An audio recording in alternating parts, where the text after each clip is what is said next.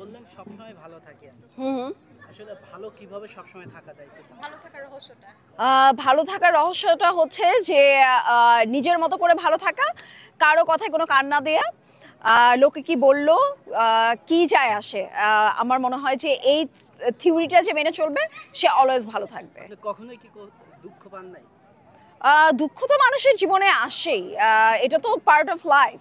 So দুঃখ পেয়েছি এবং দুঃখ পেয়ে আরও স্ট্রং হয়েছি, যেটা পাওয়া উচিত ছিল বলে আমি মনে করি যে হ্যাঁ, এটা আমার জীবনের জন্য খুবই জরুরি ছিল। এবং আমি অলওয়েজ হচ্ছে যে আমি ধোঁকা খেয়ে বা দুঃখ পেয়ে আমি ওইটা থেকে আমি শিক্ষা অর্জন করি।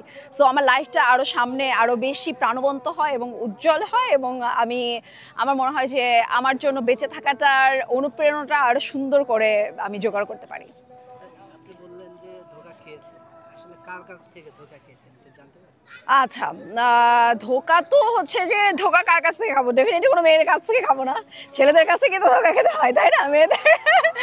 সো কেউ একজন ছিল এরকম, একবারই ধোঁকা খেয়েছি এবং বেশ ভালো পরিসরে খেয়েছি।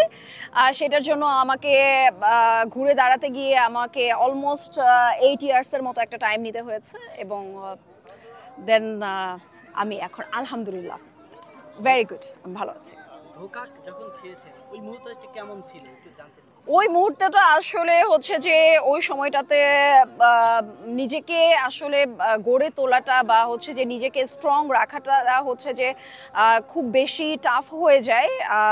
তবুও আমার মনে হয় যে ওই সময়টাতে যদি কেউ রিকভার করতে পারে, তাহলে আমার মনে হয় যে তার জীবনের বেস্ট কিছু জিনিস সে অর্জন করতে পারবে। একটা জিনিস জানতে চাইবো, সেটা হচ্ছে কি কাজ করলে মানুষ ধোঁকা খাবে না? আপনি যেহেতু খেয়েছেন অবশ্যই অভিজ্ঞ। ভাইয়া, ধোঁকা খেতেই হবে। জীবনে একবার না একবার হলেও আপনাকে ধোঁকা খেতেই হবে। সো এটা হচ্ছে যে এইটার জন্য আমি আমি আপনাকে কোনো টিপস দিতে পারবো না যে এইটার জন্য এইটা করলে আপনি ধোঁকা খাবেন না। তবে হ্যাঁ, একটা জিনিস আমি বলতে পারবো যে কাউকে কখনো অন্ধবিশ্বাস করতে নেই। সবসময় একটু চোখ কান খোলা রাখা উচিত। কাউকে এতটা বিশ্বাস করতে নেই যে আরে না, সে তো এরকম না বা এই না। এটা এটা একদমই করতে নেই। আসলে ধোঁকা কারা বেশি দেয়, ছেলে না মেয়ে? আমার চোখে তো এখন দেখি যে আমি আমি দেখি যে অলওয়েজ মেয়েও আছে এবং ছেলেও আছে। সংখ্যায় বেশি? সো সংখ্যায় বেশি যদি আমি বলি, দুজনই বলবো, দুজনই। কতবার ধোঁকা খেয়েছেন? একবার। কত বছর ছিল? ওই যে বললামই তো যে ধোঁকা খেয়ে আমার ঘুরে দাঁড়াতে দাঁড়াতেও হচ্ছে যে আমার অলমোস্ট 8 ইয়ার্সের মতো লেগে গেছে। বাট ঘুরে দাঁড়ানোটার জায়গাটা ছিল মানে একটু বেশি লেন্দি প্রসেস হয়ে গিয়েছিল আমার জন্য। আমার মনে হয় যে অনেকে হয়তো বা খুব